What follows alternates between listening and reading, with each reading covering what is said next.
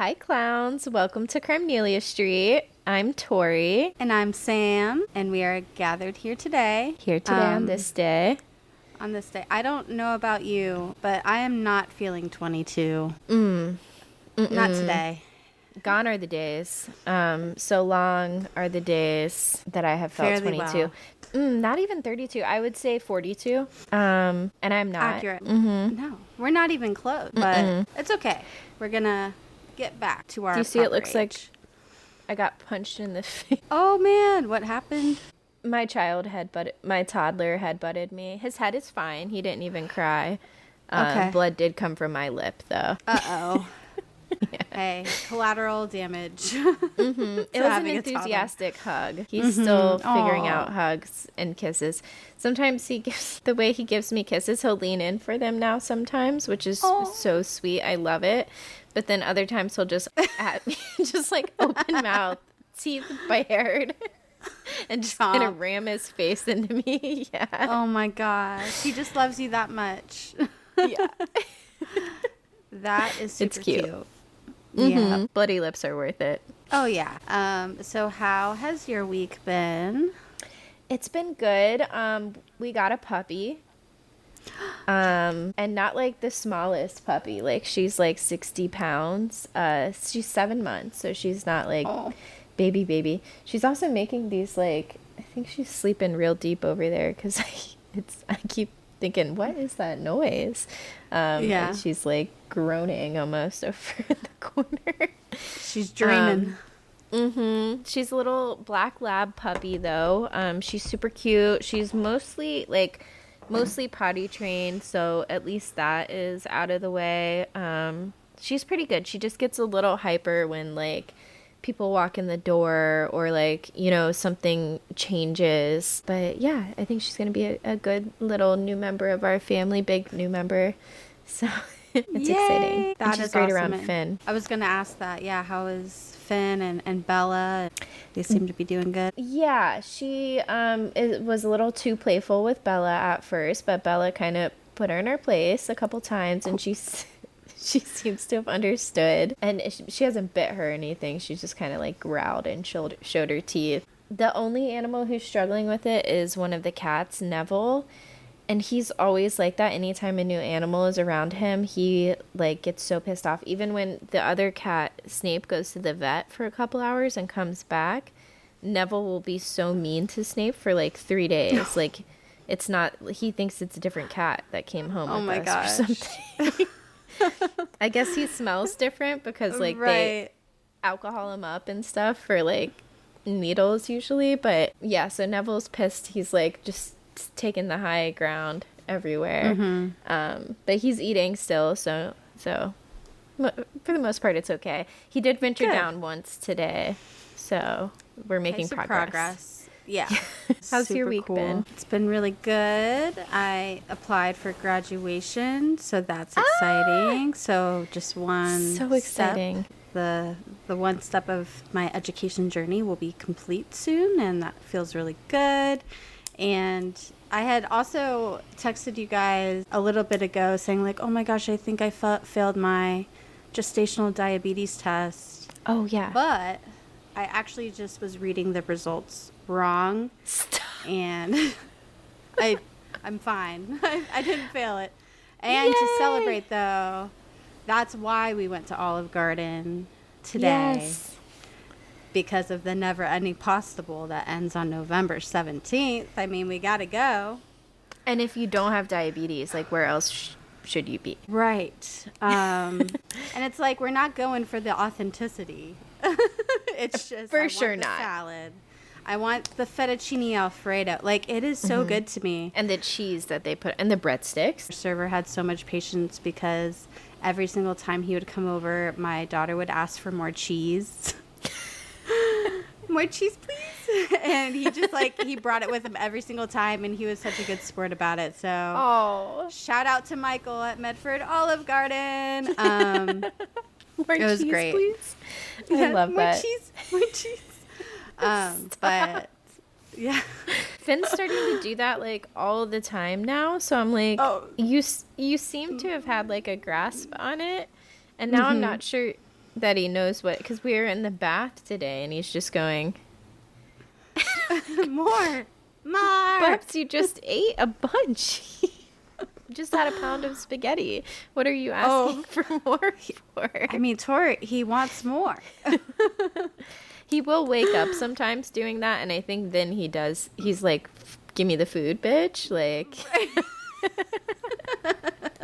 Oh my god, the mind of a child. Yeah. I remember Charlotte doing that especially with like berries. My and god. it's like, girl, not in this economy. Like Finn has like the raspberries, for some reason they don't give you enough raspberries. They give you that like half, it's like a quarter of a carton thing. Right. A carton for ants. That's one meal for Finn. He will eat all of those raspberries in one sitting. I'm like, boy, those are $6. Yeah. It's like the price of a whole Happy Meal. And you didn't even get a toy. What a ripoff. Yeah, man. Honestly.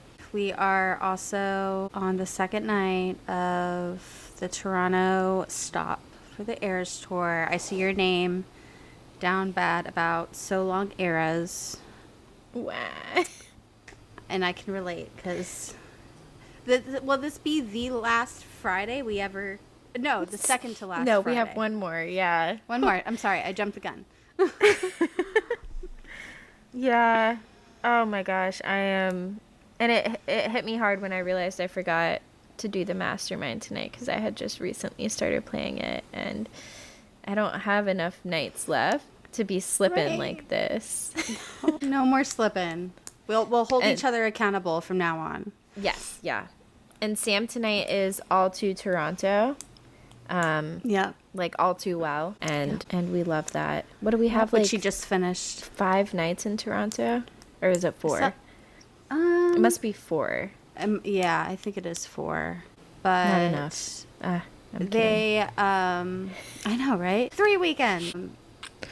But I love all seeing all the Toronto things. Like they had the Mounties out there, and like the horses had friendship bracelets around them. That's And so cute. here's a bit of clownery. There was a picture of, it was 2 Mounties with, one was like a debut bracelet, and one was a reputation bracelet. Taylor, They know. Taylor Nation, They know. did you make that? Right. Also, have you seen on all the stadiums they have like the big, huge banner, and it's like a big giant friendship bracelet. Have you seen that? That has to be new. I only saw the one at in New Orleans, I think. So I think maybe that's where they started it, because I also saw it in Indianapolis, and now I'm seeing it in Toronto. So I'm like, Oh. when? I'm not ungrateful. I'm glad I got to go, but it was just like so cool. I'm already pretty heartbroken that I was so early in the tour, just because so many things have happened since then. Not to mention TTPD. Oh, I would love, oh my gosh, to see like Down Bad. I would love to see Down Bad. I would love to see Smallest Man. Smallest Man. Oh my God. Like just to hear the whole stadium screaming. I'm not a huge like scream singer, but you bet during that bridge I would lose my voice. Oh, for sure. It's just like when they all scream, fuck the patriarchy. Everyone screams that. Mm-hmm. But that's only one line. Like, can you imagine the entire bridge to Smallest Man who ever lived? Where is that by someone? Yeah, that'd be so great. Oh my gosh. And just hearing 300,000 other people screaming, and at the same, oh my God, women, so empowering. Yes, absolutely. Well, hopefully, I mean, some people are like, oh, this is going to be her last tour. I don't think it's going to be her last tour. They always say that. No. We're just going to say no. Right. She's going to take some time off. What is she, 36? No, 35, I think. She's about to turn 36. She's about to turn 35, because I'm a few months older than her, and you're right. Yeah. Mm-hmm. Same. She's about to be 35. Maybe take some time off, hang out with Travi. Mm-hmm. Write another wonderful album, and then also I feel like TTPD will have to have its own special part in her next tour, and hopefully, it will all work out. I don't think she's ever not going to do something like the Eras tour. I feel like whatever tour she has is always going to have at least some of the eras. Now, it may not be like as era full as this. Mm-hmm. Right. But I don't know how you go from this to just like an hour right. and a half set again, you know, like. Yeah. And like cutting out albums. Mm-hmm. Yeah. Cutting out whole eras. Like she made us this way. So.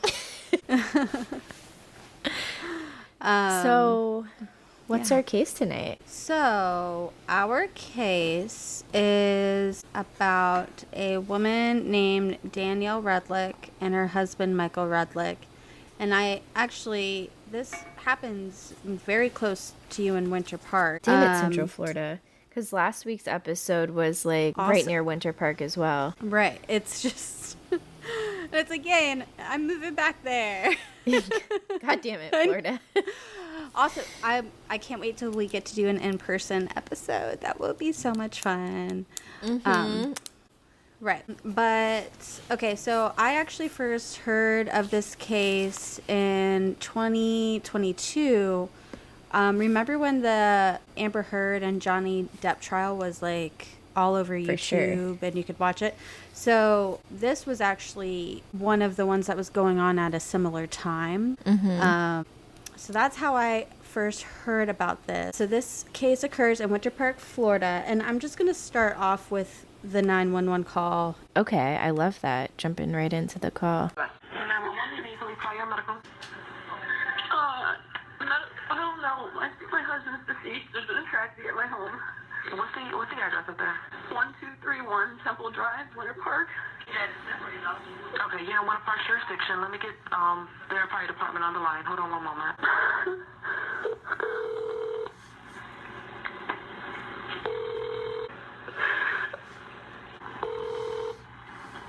Winter Park number 1, you need police, fire, or medical. This is somehow with a medical transfer for 1231 Temple Drive in Winter Park. Alrighty, 1231 Temple Drive, right? Yes, ma'am. Yes. All right. Okay, thank you. What's going on at 1231 Temple Drive? I believe my husband is deceased. Okay, and why do you believe he's deceased? Because he's been, he's stiff and he's been wounded. He might have had a heart attack. I don't know. Okay, did you just find him? No, actually, it happened last night. It happened last night? Correct. Okay. How old is your husband? He's 65.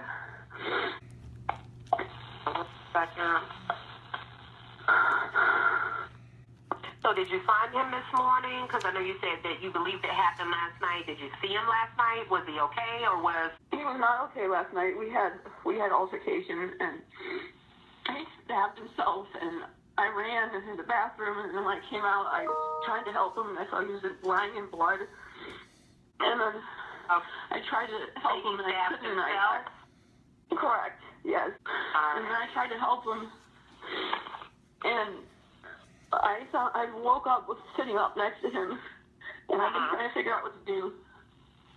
Right. I got you. I'm going to get you some help, hon. So that's pretty much, like, immediately, it's like, what? Also, they said, how did it happen, I believe? And she said he's 65. Right, yeah. She's definitely she's a little... Shaken up. I don't know shaken up at the moment.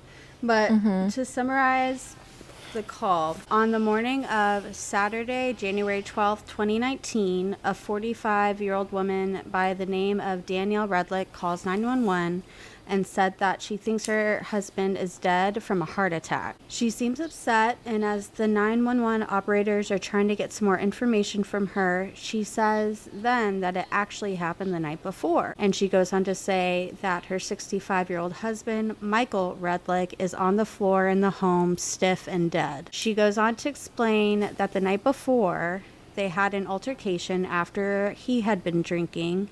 The kids were at a friend's house, hold a sleepover, and the altercation turned violent, and Michael stabbed himself. Mm-hmm. Yeah, and which at that point Danielle ran to the bathroom to hide, and so she says he might have passed last night, and she just didn't call because she wasn't sure what to do.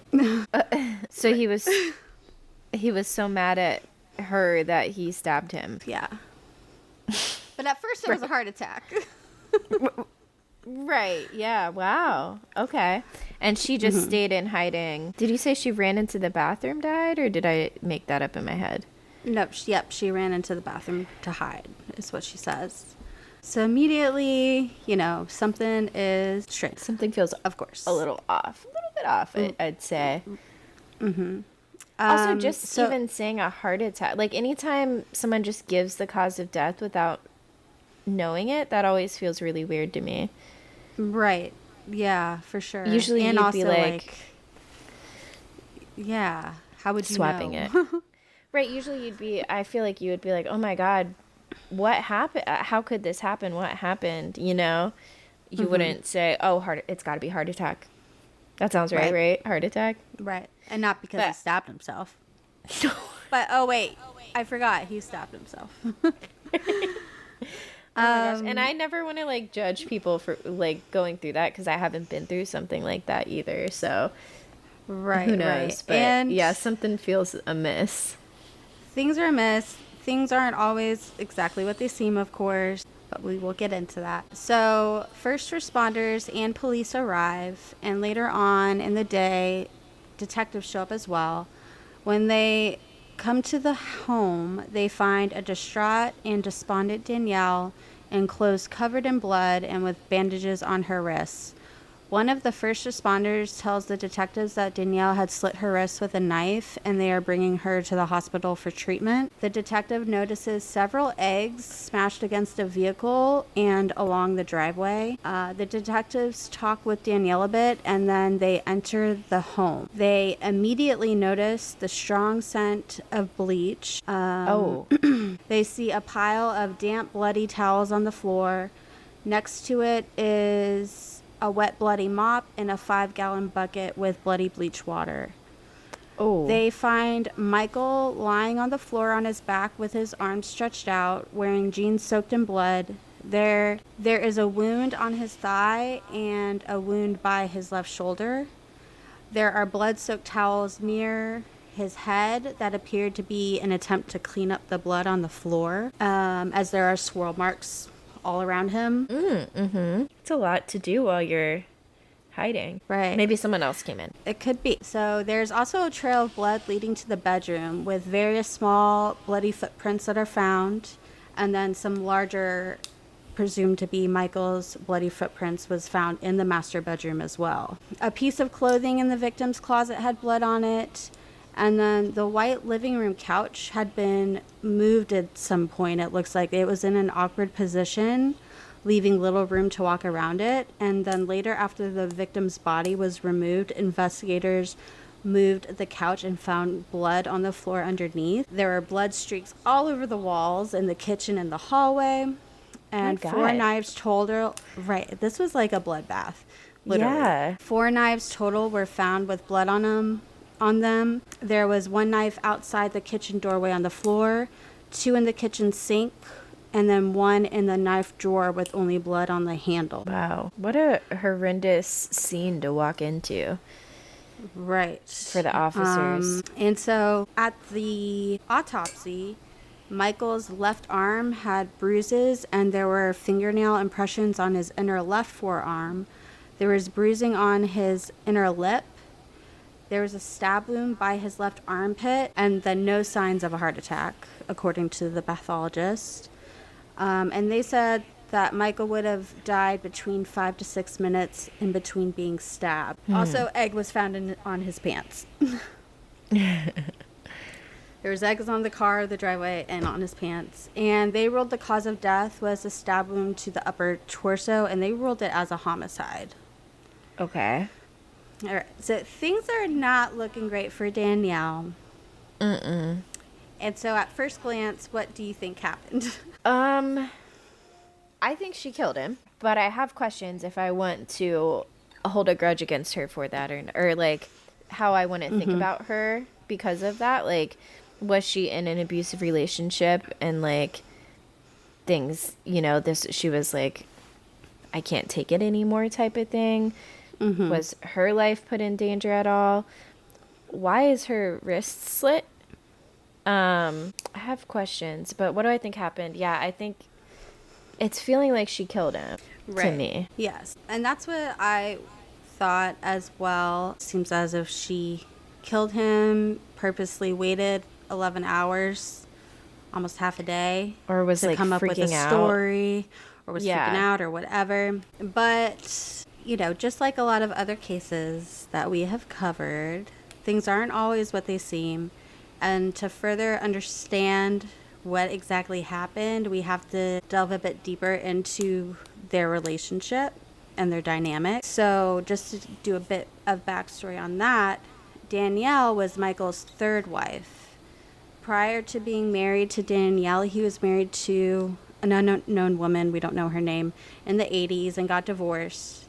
His second wife was named Kathleen Aquino. He met Kathleen in 1994, and they dated for about 3 years when Kathleen found out she had stage 4 breast cancer.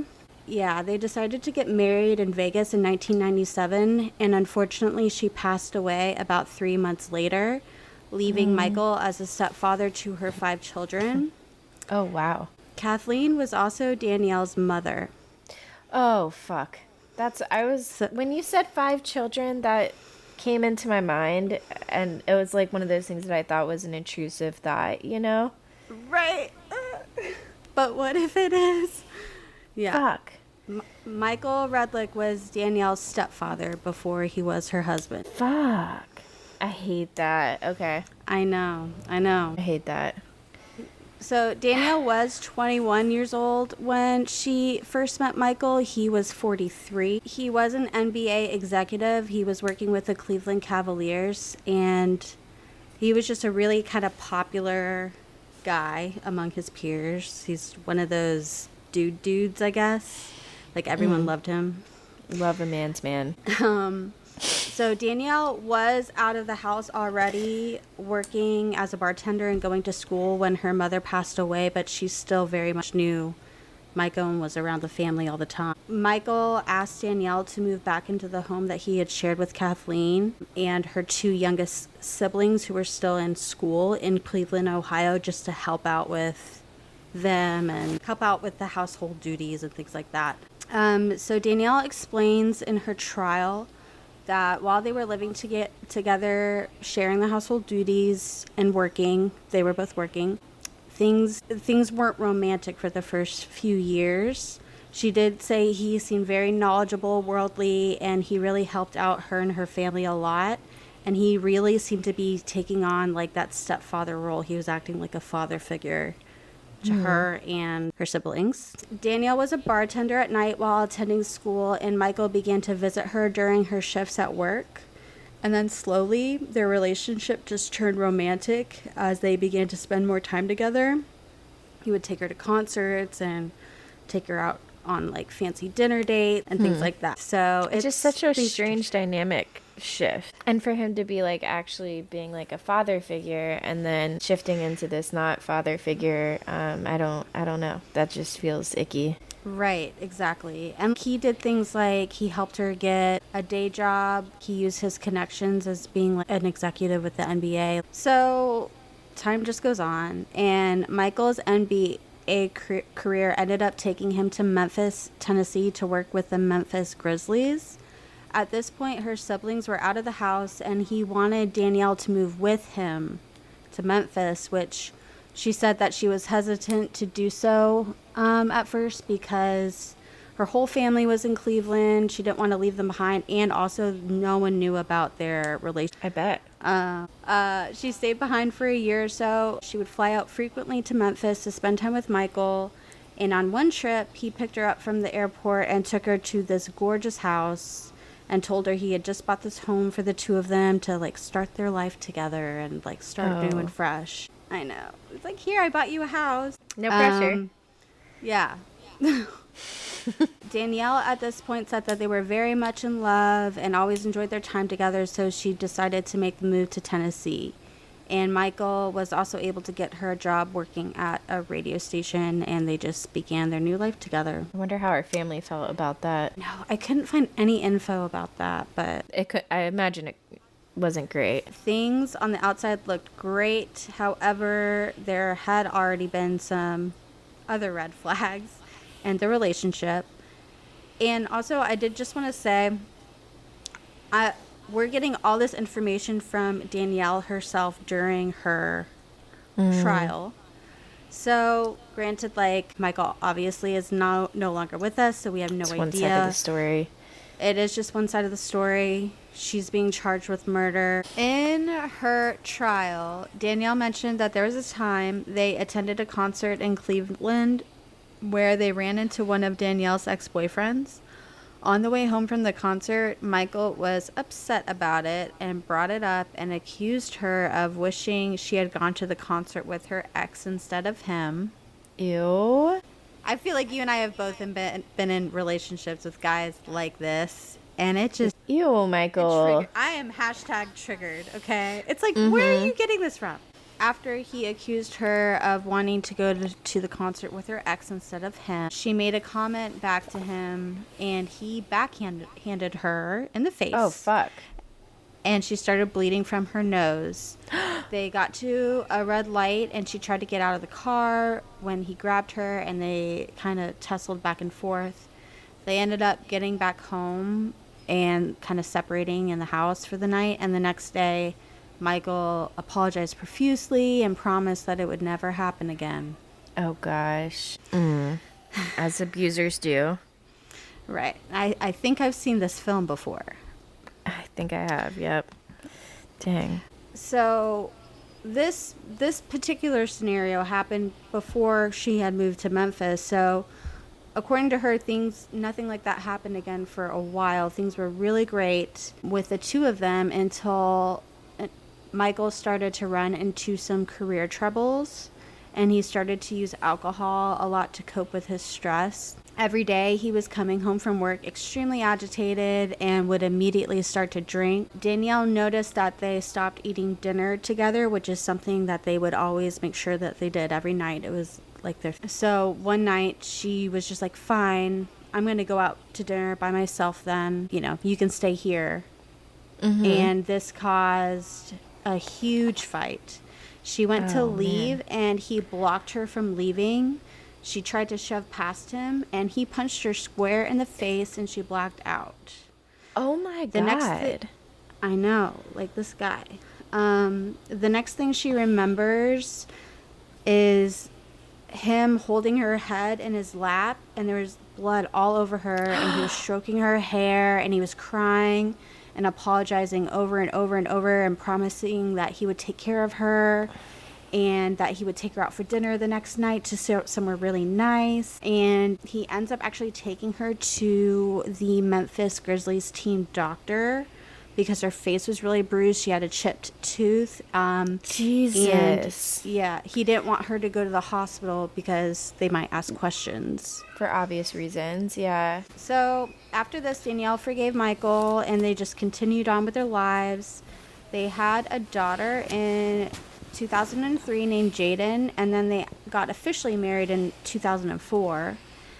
And they had a son named Sawyer after that. Michael was still unhappy with his current job with the NBA. There was just lots of shifting around of management constantly, and he just felt really insecure in his job. He kept on being passed over for promotions. He ended up taking a position with the San Francisco 49ers a few years later, so the family packed up and moved to California.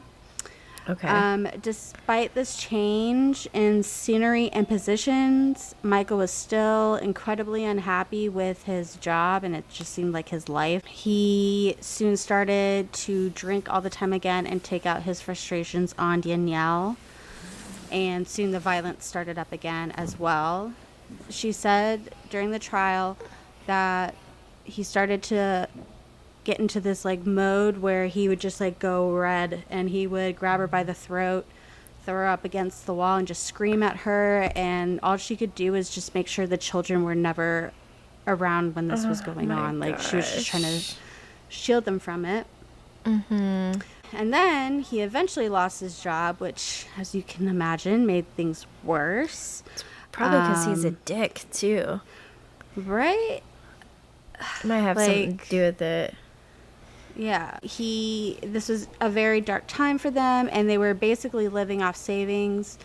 Danielle said that she, at this point, tried to help with finances by getting a job working for the San Francisco Chronicle, but it was nothing compared to the salary that Michael had been bringing in previously. He finally got a job in 2010 for the Indianapolis Motor Speedway that paid really well. So he actually moved to Indianapolis by himself first to get things started, right?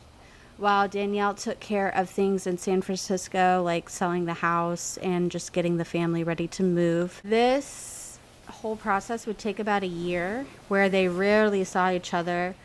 They would fly up to see Michael, and he did seem happier with his job, but he was still pretty distant with Danielle, and their sex life was non-existent. Danielle said he started to experience some health issues and finally told her that he had been seeing a doctor for low testosterone issues, which caused erectile dysfunction, and he was obviously dealing with emotional problems as well. So it's like, I guess it's like he's an older dude, she's a younger girl. Maybe he's just so insecure about things like that, and right. Interesting. He already seems like a jealous person, so he's just... Why is it the men with the biggest egos are the ones with these kinds of problems, I've found? That's interesting, isn't it? All right, so Danielle says at this point, once she learns this, she feels actually relieved, because after all this time, she was thinking that she was the problem, that it was all like something that she's doing to make him act this way. That now it could finally be solved. She helped him do some research, and they found a clinic that specialized in this kind of thing. And she would go to these appointments with him. He began to start getting testosterone injection, and the physical problems start to be solved. But Danielle said she knows the mental issues were still not improving. And she just, as we were just talking about, wasn't sure if this was like insecurity about the age difference or what. Right. She said that he started to act really bizarre and weird. One example she gave in the trial is that one night he was like, okay, I'm going to bring home a really nice dinner and some wine, and we'll watch a few movies, and we'll just spend the night together. We'll get a babysitter for the kids or whatever. And so they were drinking together and watching the movie, and he was trying to come on to her, but like really aggressively, you know, like not in a fun way that you would want to reciprocate. Like she said, he would make really vulgar sexual comments to her, and like it's just not the vibe. She just wasn't feeling it, and she moved to a different couch, and then he just ended up passing out. So she just went upstairs to bed. He woke up the next morning and was a little mad that she didn't try and wake him up. She says she was in the bathroom brushing her teeth while he was like yelling at her, when she feels something hit the back of her head. And she turns around, and there's a box of tampons on the floor. And she asked, did you just throw that at me? And he said, yeah, are you calling me a pussy? And she was like, no, what? No. And he said that she had left that box of tampons on his side of the sink on purpose. Oh, wow. Dude. We're this level of Delulu here. This is crazy. Just like, can you imagine? Like, I would laugh. That would be my first, like, reaction. Yeah, that's wild, dude. She was like, no, I didn't. I don't know why I put them there. I just sat them down. I wasn't thinking about it. So he's just yelling at her. And then she said, well, maybe you are starting to act like a pussy. And this sent him on a rage. She began to walk away. He grabbed her from behind and started choking her, and she passed out. Next thing she knows, she's staring up at him, and he's saying, sorry, sorry, sorry, and trying to help her up, and she's just trying to crawl away from him while he's apologizing. Danielle says they moved on from this incident, but was getting more and more concerned with his behavior. and his drinking. And then at this point, she started to drink a lot as well. The arguments and physical altercations got more and more frequent, and it just became this cycle where things would be fine for a while. Some little small argument would blow up, and it would just escalate to these physical altercations, and then they would make up, and it was just a rinse and repeat over and over and over.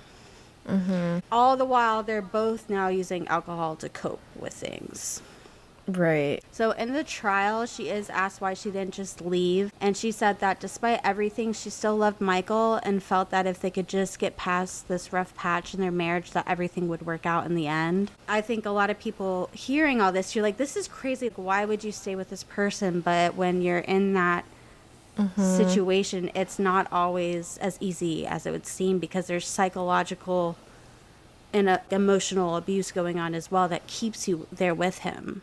For sure. And then there's also, like, when there's kids involved, it's like you're changing their lives forever, too. I mean, she's obviously not going to have the same income if she leaves there. So, you know, I'm sure part of her, too, is like, well, you know, if I stay, at least the kids get to keep living this life. It sounds like they haven't been involved in this, at least to this point. So fast forward to 2014, Michael ended up accepting a position at the University of Central Florida as a director of external affairs for the sports programs there. Danielle said it was a slight pay cut, but Michael wanted to find somewhere where they could settle down as a family, because they obviously had been moving back and forth a lot, and he didn't want the kids moved around so much.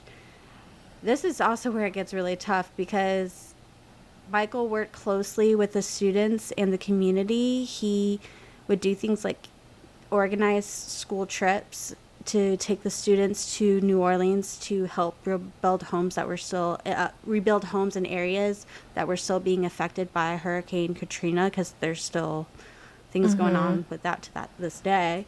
He would organize charity events to benefit the LGBTQ plus communities after the Pulse nightclub shootings.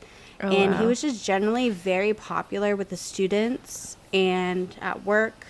He just seemed like this all-around great guy doing all these benefits. Like, he raised like over $100,000 for the charity, for benefits for like the Pulse nightclub shootings and stuff. Interesting. Because that was going to be one of my questions, is like, if there were any like character witnesses that could say, like, even though they weren't there and they didn't see this, that this could be like in character for him. But it sounds like probably not. It sounds like everyone outside of the home saw a different side of him.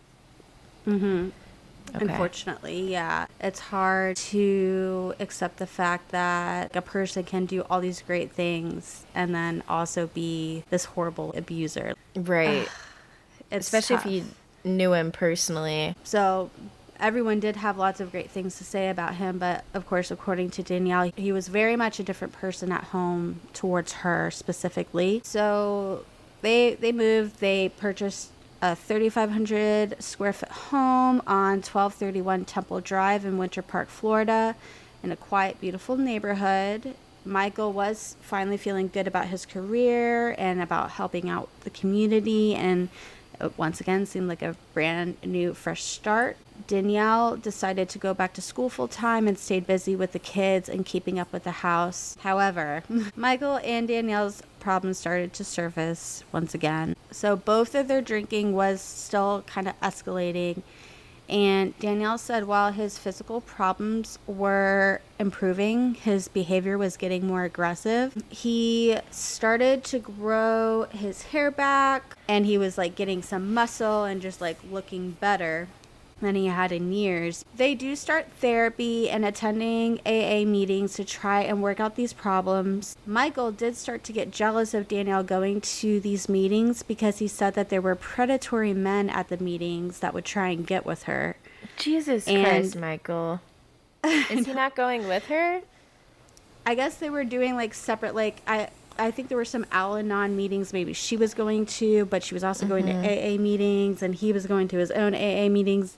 Okay. Yeah, it's probably better if you don't go with the person who when you guys are like enabling each other, maybe. Right, right. So she was wondering why he's all of a sudden saying things like this and became a bit suspicious because why are you accusing me of meeting someone at these meetings? Like, what? You know, Are you projecting? where is this coming from? Exactly. So she became suspicious and she looked through his emails and found correspondence between him and another woman. She brought it up to him and he was very dismissive and just downplayed it, saying that she's overreacting. She ended up finding the other woman and confronting her kind of about it, who did confirm it, which led to her filing for divorce in March of 2018. Okay. And he moved out temporarily. I don't like that you said temporarily. Right. Spoiler alert. So she did actually file for divorce, but Michael the whole time was able to like, dodge being served the papers. Like Oh he would, my God. like if they would try to find him at work or whatever, he would tell them, "I'm not here." Say I'm not here or something. It was just he just did not want to be served these papers. He eventually showed up one day at the house and he told her how much he loved her and how he wanted everything to work out and for her to cancel the divorce. And she said that the way he was speaking to her was just so gentle and affectionate, and it just really softened her. And so she decided to stop the divorce proceedings. Oof. So in the following months, they went on lots of dates and things were going great until one day she found more evidence of him cheating again. Michael. And I know. An email, please. Was it email again? No, I didn't get that information, but Okay. during the trial, an email from Danielle after she found out he was cheating again was read aloud. And this is a very interesting email. So I'm just going to read some bits of it. Okay. And this is from Danielle to Michael? Yeah, after Man. she finds out he's cheating again. 2018, Lots of these people are emails. really using email as a I mean, I don't feel like you Right? email. I feel like we would be texting normally in 2018. I know. That's funny. Right? Or voice notes or something. Right. Okay, so this is what she said. I am taking the time to write this morning because things need to be addressed. If I don't, then my emotions get let out in other ways that don't always serve me or anyone well. I think it's funny how you choose to take the morally superior stance by telling me I'm not a Christian because I have a sharp tongue with you regarding your immoral, shady actions that put truly loving, loyal, and well-intended caring people, namely your wife and kids, in a state of pain and emotional turmoil. Not once, not twice, but continually and relentlessly. I know I am bitter at times, I admit, and I know it's not pretty, and I do need to get a grip, as you put it, but you have a lot of nerve as well. Although my words may be cutting, they are only sounds. A dull knife compared to the sharp, disloyal, deceiving, phony, and the never-ending selfish knife you continue to twist in my back as if it's a sport. I've never met anyone who convinces themselves over and over that their immoral, conniving actions are not just that, but somehow justifiable and reasonable, no matter their cost or harm to others. I noticed whenever I confront or attempt to process through with you the cuts your knives wound me with, you have a hard time admitting the truth and the true nature of just how sharp and dangerous their edges are. I have been so emotionally beat up, my heart assaulted over and over in ways I never imagined from someone I love or spent so much time with, invested so much with, had children with, and my loyalty of all these years has really been the chains that bind me. I wanted a soulmate to trust, to be there for, even die for if it came down to it, to show the depth of my love and hopefully vice versa. I wanted our kids to see that so that they could find it for themselves. No one likes a mad woman. No, I was like, she's a really good writer, first of all. Honestly. Lots of knife mentions. I know. That's what I also found weird as well. Lots of knives. But I could also totally see someone just, that's one of the things that like may just look really strange in hindsight. But if this had never happened, Right. Foreshadowing, you know? Mm-hmm. Oof. Weird. But yeah, I just thought that email was very interesting. So they're still pretty much going back and forth for the rest of the year, him moving out and then back in during November. And at the end of 2018, Danielle decides to join a dating site called Meet Mindful, where she begins to talk to a few different men. And she hides this from Michael. Michael doesn't like that. Oh, gosh. Oh, he does not like that. He finally became aware of this on January 10th, 2019, only a couple of days before he is found dead. Danielle said that on the morning of Thursday, January 10th, 2019, she had gotten into the shower while Michael was taking the kids to school. She left her cell phone out, and when she got out of the shower, she saw Michael sitting down in the room, and he was pissed. She asked him what's wrong, and he says, "I don't know. Why don't we ask Caesar?" Oh. And Caesar was this guy that she had given her number to over the website, over the dating website, and they had just been texting back and forth for the past few weeks. He asked her if she was fucking him, and she said, "No, I've never met him. We just started talking." And at this point, he's walking over to her and starts to yell in her face. He picks up a book next to her and throws it against the wall, and she kind of puts her hands up and walks over to the closet to get dressed, and he like corners her in the closet. Oh, God. And he ends up breaking the doorway of like the closet door, which in the original report at the very beginning, maybe I didn't mention this part, the investigators noticed that the door frame had been broken in the room, and she had said it was from a fight the night before. Okay. Just a little thing. No, I was going to ask that if investigators noticed that being broken, so I'm glad you said that. So she actually ends up being able to pack a few bags and leaving to give him a chance to cool down, so she can come back later and they can talk about it civilly. She said that she left to do some errands, and he actually follows her. She finds him parked next to her car when she leaves the store, and he's just sitting there staring at her. Jesus. She leaves and then drives to another store, and this time he follows her in and confronts her in the store and is like yelling at her in front of everyone in the store. And like he keeps on like poking her in the back, like she's walking away, and he's like poking her in the back and stuff. Ugh. Yeah. Ew. Yeah. So she ends up getting away from him and getting a hotel for the evening. The next afternoon, she returns as the kids are getting ready for their sports games. And Danielle and Michael both leave in separate cars to attend the games. And then both of the kids had plans to have sleepovers at their friends' houses that night. So they were not going to be back home with Danielle and Michael afterwards. So she returns home and gets in the shower. He gets home a little bit later, and he immediately starts making comments like, "I hope Caesar fucks the shit out of you and beats your face in, and then I'm going to beat both of you." Jesus, what the fuck, dude? I know. He grabs her phone and goes to leave. He says he's going to throw it in the water behind their house, and she goes inside and grabs some eggs and starts throwing them at him and his car. Okay. So now we know why the eggs were there. Yeah. She then goes back inside and sits at the breakfast bar in the kitchen. Michael eventually comes back inside, goes into the freezer and grabs a bottle of vodka and pours a big drink, just staring at her the entire time and like chugging it. He then asked her, "Aren't you afraid to be home alone at night with me without the kids?" And she said, "Actually, yes, I am." And at this point, Danielle was eating some McDonald's that she had picked up before she came home. Michael walks up to her and grabs her hamburger and takes a bite of it and then spits it out in her face. She then stands up and goes into the kitchen.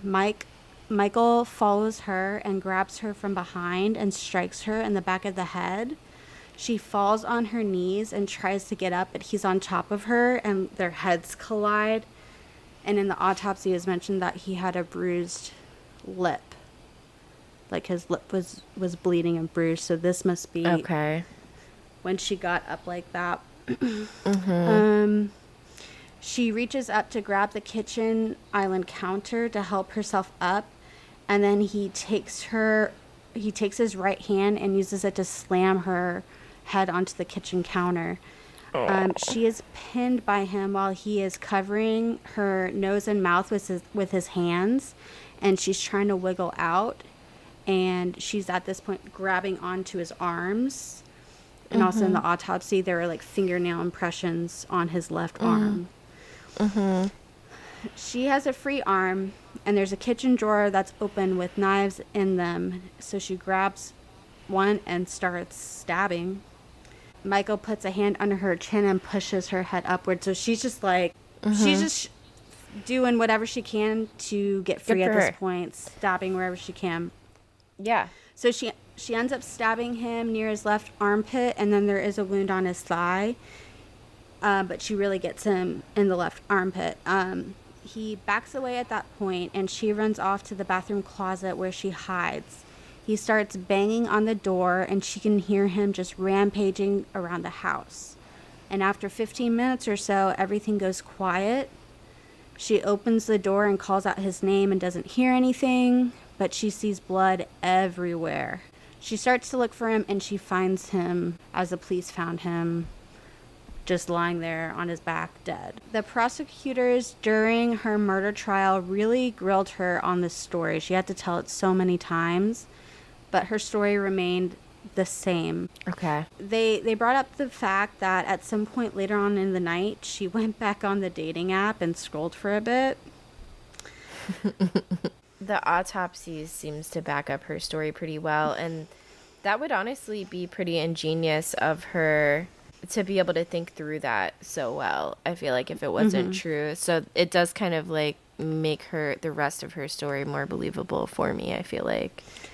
Exactly. Just the fact that it's like this has happened and she's panicking, she's trying to clean things up, but but yeah, the prosecutors definitely brought that up a lot. And then also the fact that she waited almost half a day to call 911. Her public defender said, yes, Danielle lied about the stabbing at first and tampered with evidence, but that stabbing was the culmination of a long period of domestic abuse. At the end of the day, the jury found her not guilty of murder. Nice. They did find her guilty with tampering evidence, but she was cleared of the murder charges. And that is pretty much it. There were lots of people coming forward saying not to believe Danielle. Like, Michael actually had a daughter from his very first marriage that came forward saying that she was afraid that Danielle was going to try and kill her and that this was all just a mask. Oh, wow. Her daughter, Jaden, said that her mother seemed to be the toxic one in the relationship. But from what it looks like, Danielle was very concerned with keeping the kids away from all of this, and maybe her dad, Michael, would just be like, oh, your mother's doing this, or they would just see their mom upset and of course their dad is being all nice and their mom's upset because she's being abused behind the scenes, and it's just one of those really tough situations. But at the end of the day, it all lines up in my eyes. So yeah, I feel the same way. I think she clearly did do it, but it seems like for good reason. Yeah, I mean, it would have been hard to make up all those details and have them like align with a medical examiner's findings. Like, it's just like usually if you're framing something or staging a scene or something, like it is pretty obvious because it's not like she has a background in criminal justice or anything like that. I don't know. It would have been difficult for her to have like told a story that aligned with like him having the fat lip and then the nails embedded in his arm and the closet door messed up. I don't know. Makes me believe the rest of it. Also, it's not too hard to believe a woman was being abused for years. And right. Especially with that kind of power dynamic that they had. God, those kids, man. Can you imagine, like, them asking about their grandmother? Oh, And it's like, well, honey. and then now their dad, too. Like, oh, my God. Yeah, that is unfortunate. And it's also just scary that someone like that could be, as in Michael, could be capable of things like this. Like just being ruthless to her. And so, like, normal presenting. Right. It just goes to show how two-sided people can be and how smart they can be about keeping things behind the scenes. So for Taylor stuff, or happy stuff, she blew up our traffic lights theory. She said, Out the window. y'all think you're onto something? No, you're not. Here's my cream dress again. Here's my blue dress. So clown. Now it's We've giving clowned again. daylight. Right. But it's like that was definitely, we weren't crazy. It was a pattern. It was there. I guess it just meant nothing. Right.